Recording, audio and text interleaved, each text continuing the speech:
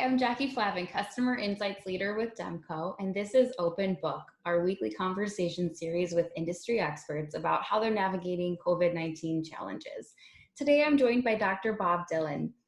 Dr. Bob has spent the last 20 plus years serving kids and families as a teacher, principal, technology director, and innovation leader. He's the co-founder of Connected Ed Learning, which is a St. Louis nonprofit dedicated to affordable, quality professional learning for teachers. And he's the author of several books, most recently a book called Space, Thoughts, Ideas, Hacks on Learning Space Design. He is a great friend of Demco's and a wonderful space design expert. And so we are so glad to talk with him today about how we can think about space at home now that so many of us are learning and working and teaching from home. Yeah, Thanks Jackie. for being here. Yeah, thanks, Jackie. Thanks for having me. It's exciting to be here, and it's an exciting time to be in learning right now. So we are just all trying to figure out and stay a half a step ahead of everyone.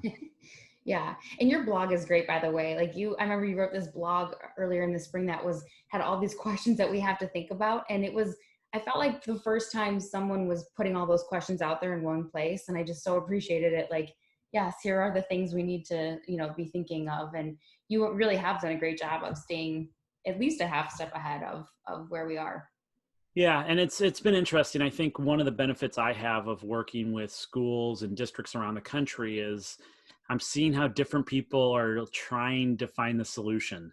I think it's so hard for a local district leader or a local teacher to try to figure out the answer when little pieces of the answer are scattered all around the country. It's like a grand scavenger hunt we have going on right now. Yeah, totally.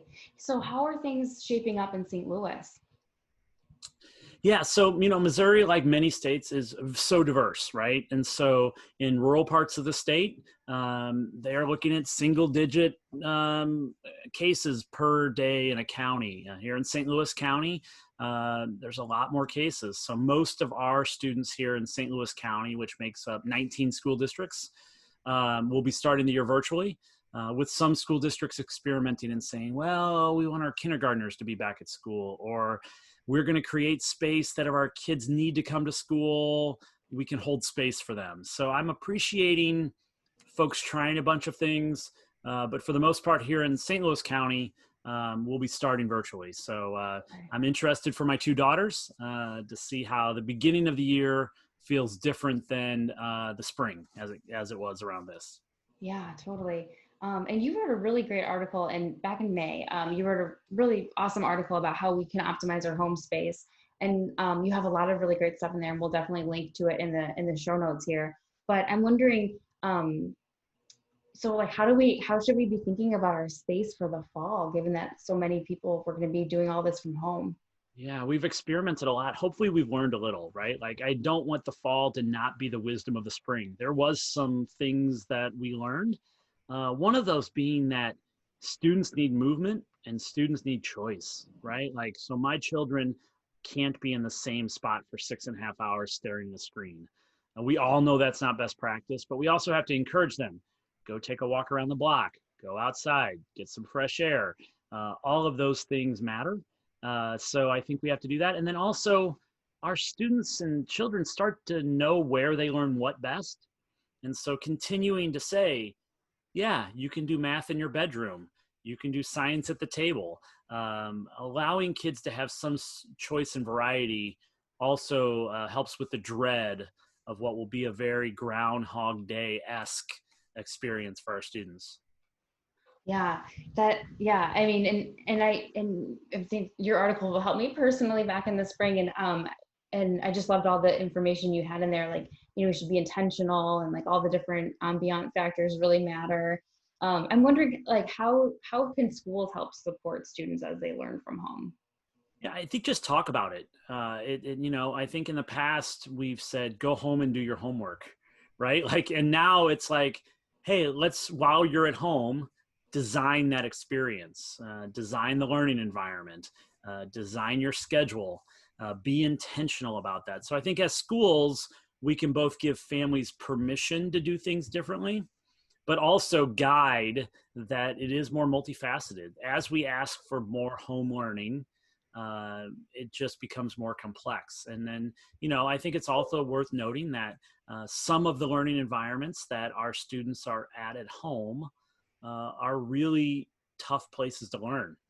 Whether there's lots of family members there are lots of noise there, the neighborhood's noisy, or they're too hot, or whatever those things are. I think as teachers, we have to have deep empathy for the fact that many of our students' home learning environment isn't optimal to sit in front of a screen, isn't optimal to get things done on time. A little more space, a little more grace has to be a part of the mix as well. Mm-hmm. Yeah, and I've been seeing some things about whether or not we should mandate having people turn their cameras on. And I was just thinking about also too about how everyone's going to be able to see into each other's homes. They might have been able to do that in the spring. I'm not sure, but do you think that adds like a layer that needs to be considered and planned for? Yeah, I think just like anywhere else, there's a need to personalize our response, right? Blanket answers are usually always the wrong answer, right? Like I've always said, 25 desks in a room is the wrong answer. And unfortunately, we're dialing up a lot of the wrong answer these days. We are making concessions for safety and health, and I get that. But when it comes to cameras, if you're using Zoom, it's easy, right? You put a virtual background on like I have today. On some of our other platforms, it's not as easy. But the idea that we're mandating that camera be on for the sense that helps us to know what engagement is, that's not what engagement is. Being present and doing stuff isn't learning engagement. So I think we have to have individual conversations. I can tell you as an instructor online, I like when cameras are on. It definitely helps my energy. It helps my feedback cycle. It helps me to know when I'm losing people, when I get that blank stare. So it can be helpful for the teacher. And I think that if teachers lean into it that way, like having your camera on helps me, I think kids will respond. Yeah. I love your responses to everything. I mean, really, things should be personalized. Things you can't just apply one solution to everything. And it's so simple, but it's so hard to do in practice. And it's just always so refreshing to talk to you because I'm like, we can do this. The solutions are easy, We can. Those solutions are out there. It's just, can we scale them? Yeah. Can we get past the old model? I think all of those are the barriers. Yeah. What about teaching from home? Like, how should we think about that? Maybe perhaps differently than learning from home. Yeah, there's a quick level of exhaustion of being on your screen. And so even if we're only asking kids to be on the screen, imagine I jump from being on a video conference to going to my email to checking this to making sure this technology program works.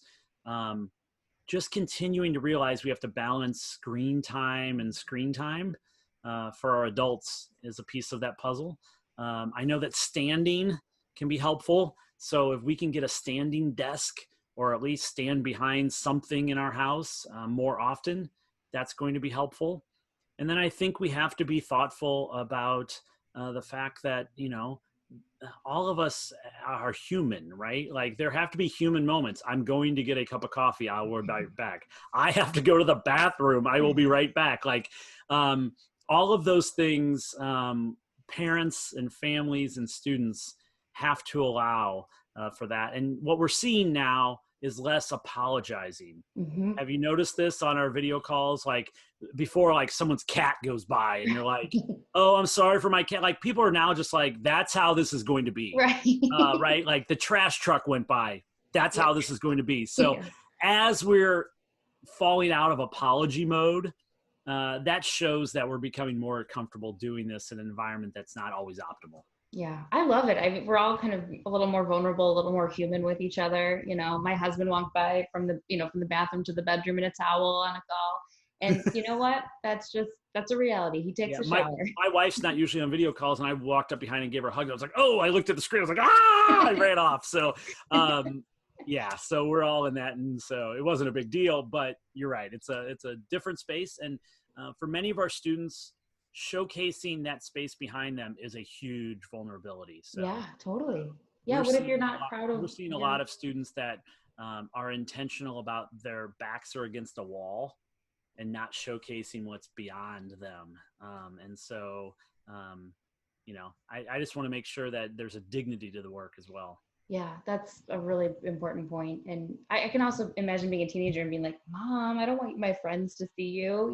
There's that too. Yeah. Um, okay, so as a parent, I think about like, how can I make a learning space here in our house that doesn't cost a ton of money? And so what are the low budget, tips that we can implement? Yeah. I think certainly having a clean and accessible learning space, right? If that's your dining room table, let's make sure last night's dinner's not still on it. Let's make sure the supplies are available and near. Those are pretty inexpensive, right? Some of that's like decluttering that Right. space. We can move the space closer to natural light. All of that's pretty inexpensive. But I do think that if you were going to add a few things to the mix, it might be a seat that's a little more comfortable and has a cushion. If we're asking kids to be in a space that, let's make sure it's a space and a selection that kids say, is that something you can be in for an hour? Mm. Is that because we have some things out there, stools and wobble chairs that are 20-minute seats and not 90-minute seats. And Right. so that feedback cycle is important. And then the other thing that I would add, if I was going to add something to the mix, would be continuing to think about kind of all three levels of learning. How can we make sure that the seated position, maybe on the floor, is taken care of? How can we make sure that normal seated height and a standing height, that variability is good movement for our students? Hmm. Yeah, that's great. And I liked your earlier suggestion too about maybe you can do math in this space and science in this space. That would probably help your mental, And the other thing we know is from research is that when kids are drawing and sketching, it transfers information from short-term memory to long-term memory. And so if you need a portable whiteboard, maybe that's a small, maybe that's big, maybe that's just the film you put on a wall. I have some in my basement. If we can create some writable spaces that go beyond the digital writable spaces, that could be a nice addition as well. And then on the other end of the spectrum, if you have a lot of budget to spend, I have heard of some parents renting RVs to put their kids Wow. in. Yeah, like a neighborhood will go in on an RV and deck it out as a classroom. Yeah. Maybe we can do another webcast episode on that. Yeah, and I have a friend in the suburbs of Chicago now that his family and the family next door, they're not hiring a teacher and doing that sort of thing, but he has space in his home to kind of take the front of his home, so dining room, living room space. And we've been crafting that thought and kind of saying, okay, here's kind of a noisier room, here's kind of a quieter room, and kind of naming that, norming that. Here's a space where you can use electronics. Here's a space that's a little more lo-fi. Doing that sort of thing also can keep siblings from annoying each other and can kind of just have some basic rules where people don't get frustrated with each other. Hmm. That's great. Yeah. Um, yeah, and I'm just wondering, like if you step back, what has this pandemic experience just been like for you? I mean, you're so, I mean, you do a lot of speaking, you go around to so many different districts, and you have been a thought leader for so long. What is this like for you as someone in this industry, someone very much in this industry? Yeah. What's funny, 6 months ago, I would have said I never saw myself as a space designer. And then all of a sudden, right now, no one's optimally designing spaces. And so I found myself having to pivot quickly again. So as much as I preach about flexibility and agility, I've moved from a space designer primarily to a school designer, where I'm talking about instructional design and technology design and kind of the bigger picture, and some of the little things like how do we do grading in an online environment. So it's been a pivot. I'm ready to pivot back to talking about learning space design in a deeper way. Ready for the folks at Demco to have lots more to talk about and lots more projects to do. But I do know we're in a space and time where all of that has to fit together. And it's actually raised my awareness of the digital user experience in the digital space. I probably wasn't as intentional about my research and my thought around how to design effective digital space. But what I'm finding is the real deep focus on it takes a different type of communication. How we connect with people online is different, and how we still drive collaboration into that process is really different. And so that's the big 3 buckets that I've focused on around kind of creating a digital learning environment. Very cool. Yeah. Yeah. And when you say digital space, like my mind went to like the platform that we use. Is that sort of part of it too? Yeah, so certainly video conferencing, but also web page design and where the portals that kids are going to. So if that's their learning management system, or if that's a specific landing page, or also the video. So it's all of those pieces playing a role in that learning environment. Yeah. Yeah, that's really interesting and cool stuff. You are really like at the forefront of all of this, and I'm so happy for you. You've like seized a moment. Yeah, it's been fun, and I do think that I'm a natural learner. Like, I'm someone that, like, I just took a walk around the block before we got on the call here, and I was just like, oh, that's new. Oh, that's interesting. I wonder what's going on there. There's a moving truck down the road. Let me go check that out. So I'm that type of learner, and that has been helpful because I can live in uncertainty better than others. It's not easy, but that's been helpful as well, because I think that many of the teachers that I've worked with in the last 6 to 8 weeks have said, thank you for continuing to bring joy and positive energy to this work. You recognize it being hard, but it doesn't mean it's impossible or it's dread. And so Right. I'm trying to do that piece as well. Yeah, yeah, that's a really important role right now. That's awesome. Do you feel I'm an optimist and I like to learn too, and I have been really trying to focus on, oh my gosh, things could be so much different in a good way once we get through this. And Hmm. I'm wondering how I'm going to assume that you have similar thoughts. I'm wondering, like, how do you envision us emerging from this, like in 2 years? Like how will education have evolved? We will still have a natural human tendency to retreat back to comfortable. Mhm. And I think we have to resist that. We will say, let's get this over with so we can get back to. And if you hear that, that's not the language that I think is going to move us forward. If it's like, we have a lot to learn here, and when we apply it going forward, if you hear somebody say that, you feel like the mindset's right. What I hope is that we start to see that there are elements of kind of this hybrid and online environment that meet the needs of kids that we struggled to meet before. Um, for a long time, we've been talking about we need to have more paths and more paces for kids to do their work. Online and hybrid environments provide a new path and a new pace. And if we can dial those in for micro groups of kids, like, I'm not saying we need to apply it across the board, we're going to have a much more robust system, and really kids that are still being failed by the traditional system will have a different way to find success. And so that leaves me hopeful. Yeah. Awesome. Well said. Um, okay, well, thank you so much. I really, every time we talk, I'm just so energized and excited, and really glad that we can have you here on the webcast.